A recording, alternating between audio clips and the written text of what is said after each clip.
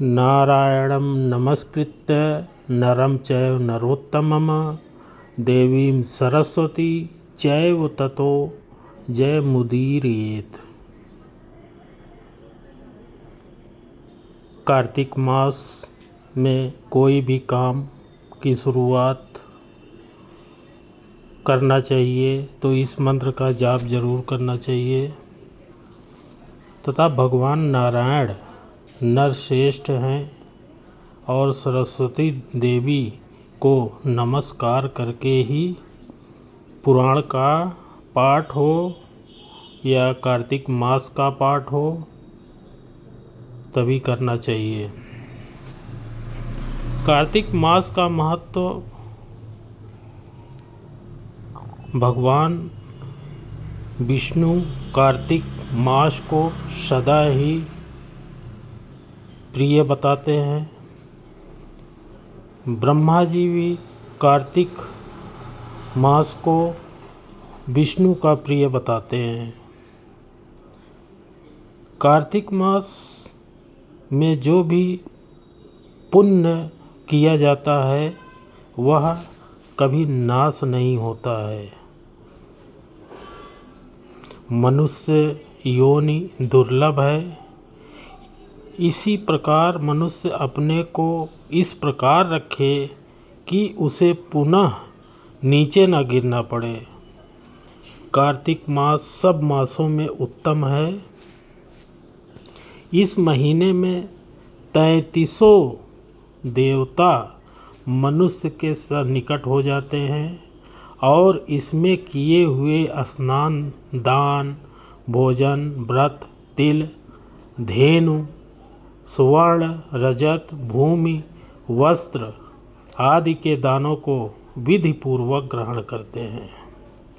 कार्तिक में जो भी कुछ दिया जाता है या जो भी तप किया जाता है उसे सर्वशक्तिमान भगवान विष्णु ने अक्षय फल देने वाला बतलाया है। मतलब कार्तिक मास में जो भी हम दान करते हैं या कोई पुण्य करते हैं तो वह अक्षय फल देने वाला भगवान विष्णु ने बताया है।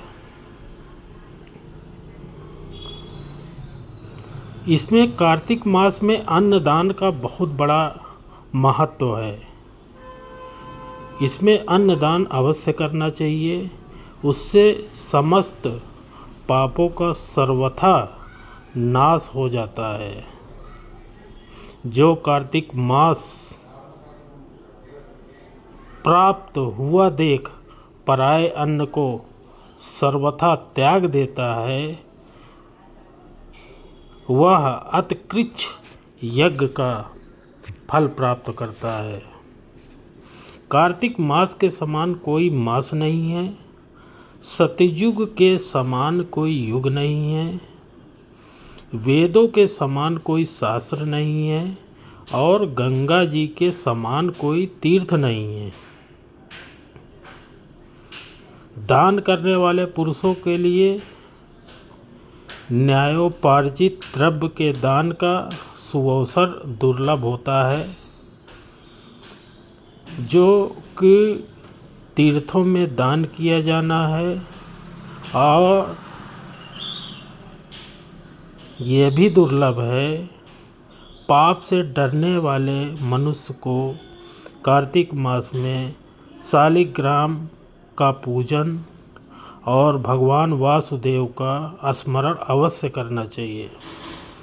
कार्तिक मास में जो पाप से डरने वाले मनुष्य हैं उनको शालिग्राम शिला का पूजन और भगवान वासुदेव का स्मरण अवश्य करना चाहिए। दान आदि करने में असमर्थ मनुष्य प्रतिदिन प्रसन्नता पूर्वक नियम से भगवान के नामों का स्मरण करे तो भी उसको पूर्ण फल की प्राप्ति होती है। कार्तिक मास में भगवान विष्णु की प्रसन्नता के लिए विष्णु मंदिर अथवा शिव मंदिर में जागरण करना चाहिए। शिव या विष्णु मंदिर ना हो तो किसी भी देवता के मंदिर में जागरण आप कर सकते हैं। यदि दुर्गम वन में स्थित हो, विपत्ति में पड़ा हो, तो पीपल के वृक्ष की जड़ में अथवा तुलसी के वनों में जागरण आप कर सकते हैं। भगवान विष्णु के लीलाओं और कथाओं का गायन करें, मनन करें।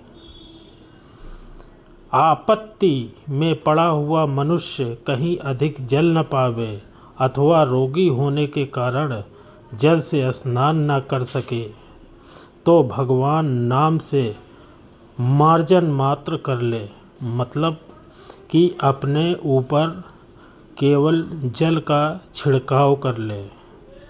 व्रत में स्थित हुआ पुरुष यदि उद्यापन करने की विधि में असमर्थ है तो उसे व्रत की समाप्ति के बाद उसकी पूर्णता के लिए केवल ब्राह्मणों का भोजन कराना चाहिए। जो स्वयं दीप दान करने में असमर्थ हो वह दूसरा के बुझे हुए दीपकों को जला दे अथवा हवा आदि से यत्नपूर्वक उसकी रक्षा करे तो उसको कार्तिक मास का पुण्यफल प्राप्त होता है। कहने का तात्पर्य ये है कि जो प्राणी खुद दीपक जलाने में असमर्थ हो उसे दूसरों के बुझे हुए दीपक को जलाना चाहिए अथवा हवन आदि से यत्नपूर्वक जो दीपक जल रहे हों उनकी रक्षा करना चाहिए। भगवान विष्णु की पूजा ना हो सके तो तुलसी अथवा आंवले का भगवत बुद्धि से पूजन करना चाहिए तथा मन ही मन भगवान विष्णु के नामों का निरंतर कीर्तन करते रहना चाहिए। गुरु के आदेश का कभी भी कार्तिक मास में उल्लंघन नहीं करना चाहिए। यदि अपने ऊपर दुख आदि आ पड़े तो गुरु की शरण में जाना चाहिए। गुरु की प्रसन्नता से सब कुछ प्राप्त कर लेता है। परम बुद्धिमान कपिल और महातपस्वी सुमत भी अपनी गुरु गौतम की सेवा से ही अमृत को प्राप्त हुए हैं। इसलिए विष्णु भक्त पुरुष कार्तिक में सब प्रकार से अपने गुरु की सेवा करें। ऐसा करने से उन्हें मोक्ष की प्राप्ति होती है। एक चीज़ और मैं आपको बताना चाहता हूँ कि सब दानों से बढ़कर कन्यादान है, उससे भी अधिक विद्यादान है। विद्यादान भी गोदान का महत्व है। विद्यादान से भी अधिक गोदान का महत्व है और गोदान से भी बढ़कर अन्नदान का महत्व है, क्योंकि यह समस्त संसार अन्न के आधार पर जीवित रहता है। इसलिए कार्तिक मास में अन्नदान अवश्य करना चाहिए। दोस्तों, कार्तिक मास में अन्नदान अवश्य करना चाहिए। कार्तिक मास का नियम से पालन करने पर अवश्य ही भगवान विष्णु का मोक्षदायक पद प्राप्त होता है। कार्तिक मास में ब्राह्मण पति पत्नी को भी भोजन अवश्य कराना चाहिए। चंदन से उनका पूजन करना चाहिए। अनेक प्रकार के वस्त्र, रत्न और कंबल देने चाहिए। ओढ़ने के साथ ही रुई के बिछावन, जूता और उनको छाता भी दान करना चाहिए। कार्तिक में भूमि पर शयन करने वाला मनुष्य युग युग के पापों का नाश कर डालता है। अर्थात जो कार्तिक मास पे भूमि पर शयन करता है वह मनुष्य युग युग के पापों का नाश कर डालता है, अर्थात उसके पाप नाश हो जाते हैं। जो प्राणी भगवान विष्णु के आगे अरुणोदय काल में जागरण करता है और नदी में स्नान, भगवान विष्णु की कथा का श्रवण, वैष्णवों का दर्शन, नित्य प्रति भगवान विष्णु का पूजन करता है, उसके पितरों का नरक से उद्धार हो जाता है। जिन लोगों ने भक्ति पूर्वक भगवान विष्णु का पूजन नहीं किया वे इस कलयुग की कंदरा में गिरकर नष्ट हो गए, लूट गए।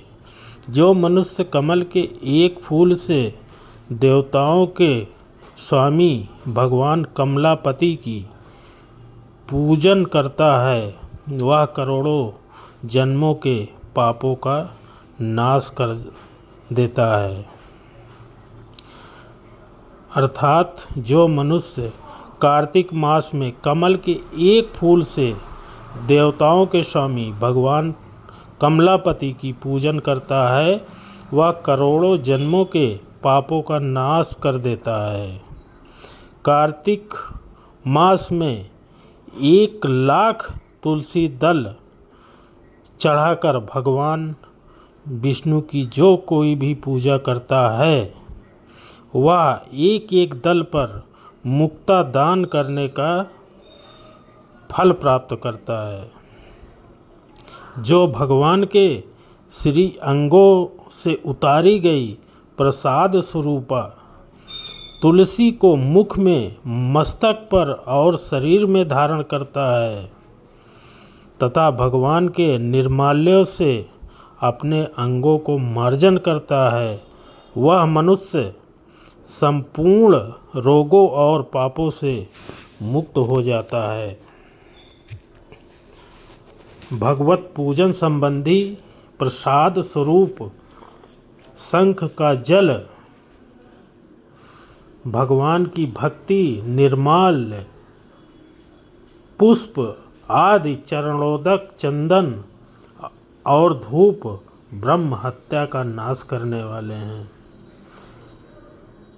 दोस्तों, कार्तिक मास में ये चाहिए कि प्रातःकाल स्नान करें और अपने श्रद्धा और शक्ति के अनुसार प्रतिदिन ब्राह्मणों को अन्नदान दें, क्योंकि दानों में अन्नदान ही सबसे बढ़कर है। अन्न से ही मनुष्य जन्म लेता है और अन्नदान से ही बढ़ता है, अन्न से ही बढ़ता है। अन्न को समस्त प्राणियों का प्राण माना जाता है। पूर्व काल में सत्यकेतु ब्राह्मण ने केवल अन्नदान से सब पुण्यों को प्राप्त करके परम दुर्लभ मोक्ष को प्राप्त कर लिया था। कार्तिक मास में अनेक प्रकार के दान देकर भी मनुष्य भगवान का चिंतन नहीं करता तो दान भी उसे कभी पवित्र नहीं करते हैं। कार्तिक मास में गोविंद गोविंद हरे मुरारी, गोविंद गोविंद मुकुंद कृष्ण, गोविंद गोविंद रथांग पाणे, गोविंद दामोदर माधवेति, इस प्रकार का कीर्तन करना चाहिए। कीर्तन क्या है मैं एक बार फिर बता दे रहा हूँ। गोविंद गोविंद हरे मुरारे, गोविंद गोविंद मुकुंद कृष्ण, गोविंद गोविंद रथांग पाणे, गोविंद दामोदर माधवेति। नित्य प्रति भगवत के आधे श्लोक या चौथाई श्लोक का भी कार्तिक मास में श्रद्धा और भक्ति के साथ जो पाठ करता है उसको पूर्ण पुण्य फल की प्राप्ति होती है। जिन्होंने भागवत पुराण का श्रवण नहीं किया है, पुराण पुरुष भगवान नारायण की आराधना नहीं की है और ब्राह्मणों के मुख रूपी अग्नि में अन्न की आहुति नहीं दी है, उन मनुष्यों का जन्म व्यर्थ ही हो जाता है। कार्तिक मास में प्रतिदिन जो मनुष्य गीता का पाठ करता है उसके पुण्य फल का वर्णन करने की शक्ति किसी में नहीं है। गीता के समान कोई शास्त्र न तो हुआ है न तो होगा। एकमात्र गीता ही सदा सब पापों को हरने वाली और मोक्ष देने वाली है। गीता के एक अध्याय का पाठ करने से मनुष्य घोर नरक से मुक्त हो जाता है। जैसे जड़ ब्राह्मण मुक्त हो गया था, 7 समुद्रों तक की पृथ्वी का दान करने से जो फल प्राप्त होता है, शालिग्राम शिला के दान से मनुष्य उसी फल को प्राप्त कर पाता है। अतः कार्तिक मास में स्नान तथा दान पूर्वक शालिग्राम शिला का दान अवश्य करना चाहिए। तो दोस्तों, कार्तिक मास में विशेष तौर पे ये जानना चाहिए कि इस समय 3300 कोटि देवी देवता मनुष्य के सन्निकट होते हैं। इस समय अन्न दान जो आप करते हैं वो अक्षय फल को आपको प्राप्ति देता है। मतलब जो इस समय आप दान करते हैं उसका पुण्य फल अक्षय होता है, वो कभी भी क्षय नहीं होता है। एक चीज़ और दोस्तों, विशेषकर कार्तिक मास में ध्यान रखना चाहिए कि कार्तिक मास में भूमि पर ही शयन करना चाहिए। भूमि पर शयन करने से समस्त पापों का नाश होता है। और दोस्तों, कार्तिक मास में प्रतिदिन सुबह स्नान करके एक ब्राह्मण पति पत्नी को भोजन अवश्य करवाना चाहिए तथा उसका विभिन्न प्रकार से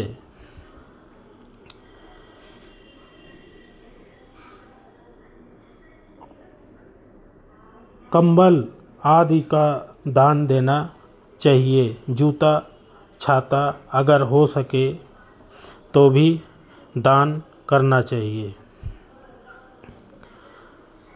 और दोस्तों, कार्तिक मास में भगवान विष्णु को 1 लाख तुलसी दल चढ़ाकर भगवान विष्णु की पूजा अवश्य करनी चाहिए।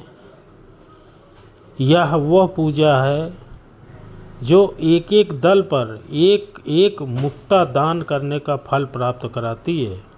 बाकी और कोई पूजा नहीं है जो 1 लाख मुक्ता दान कराने का फल आपको दिला सके। भगवान के अंगों से उतारी हुई प्रसाद स्वरूपा तुलसी को कार्तिक मास में जो मुख में, मस्तक पर और शरीर में धारण करता है और भगवान के निर्माल्यों से अपने अंगों के ऊपर छिड़कता है, वह मनुष्य संपूर्ण पापों एवं रोगों को नष्ट कर देता है तथा यह निर्माल्य और चंदन और धूप ब्रह्म हत्या का भी नाश कर देता है।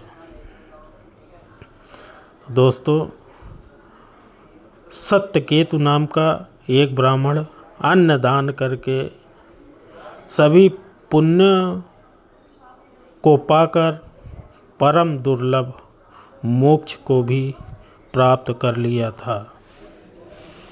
दोस्तों, आपको पता है या नहीं है कि जितना आप दान करेंगे उसका 100 गुना बढ़ के ही आपको मिलता है। इसीलिए जो भी चीज़ हो सके जितना आप दान करने के लिए समर्थ हो उतना ही दान करें। भावेश में आकर अपने परिवार के सभी चीज़ों का ना दान कर दें। दान हमेशा अपने समर्थता के अनुसार ही करना चाहिए। भगवान ने ये नहीं कहा है कि सब कुछ दान करके आप और आपका परिवार भूखा मरे। इसलिए अपने समर्थ के ही अनुसार हमेशा दान करना चाहिए। और कार्तिक मास तो एक दान का ही मास है। इस मास में दोस्तों एक और काम करना चाहिए कि शालिग्राम का भी दान करना चाहिए।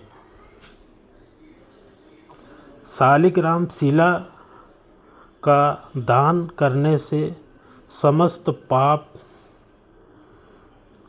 और आपके समस्त रोगों का हरण भगवान विष्णु जी स्वयं कर लेते हैं। और इन दिनों भगवान विष्णु या भगवान शिव के मंदिरों में रात्रि का जागरण अवश्य करना चाहिए। तो दोस्तों, कार्तिक मास की कुछ ये ज़रूरी चीज़ें हैं कि जो आपको करना चाहिए। जो व्रत या दीपक जलाने में या दीपदान करने में असमर्थ हैं, उन्हें मंदिर या तुलसी के पास जो दीपक बुझ गए हों समय से जलने से पहले, उनको जला देने से भी उनको पुण्य फल की प्राप्ति हो जाती है। और यदि हवा आदि चल रही हो, दीपक बुझने के कगार पे हो, तो उसकी रक्षा करने से भी उनको संपूर्ण पुण्य फल की प्राप्ति हो सकती है। और दोस्तों, कार्तिक मास में तुलसी का दान अवश्य करना चाहिए, क्योंकि तुलसी का दान पुराणों में बताया गया है। इससे सौभाग्य और धन की प्राप्ति होती है। और इस समय आंवले का भी पूजन अवश्य करना चाहिए, क्योंकि आंवला भगवान विष्णु का ही एक स्वरूप होता है। तो दोस्तों, कार्तिक मास में ये कुछ चीज़ें मैं आपको अभी बता रहा हूँ, और कुछ चीज़ें जो है कल के वीडियो में मैं पुनः बताऊँगा। और आप लोगों से यही मेरी गुजारिश है कि आप लोग मन लगा के हमारी वीडियो को पूर्ण देखें और केवल देखें ही नहीं, उस पे अमल भी करें। अगर आपको अमल करने में कोई दिक्कत या परेशानी होती है तो आप हमें कमेंट में लिख सकते हैं। आपको कहीं भी दिक्कत आती है या कहीं भी आपको कोई सी चीज़ नहीं समझ में आती है तो हम उसके निवारण का तरीका हम आपको बताएंगे। धन्यवाद।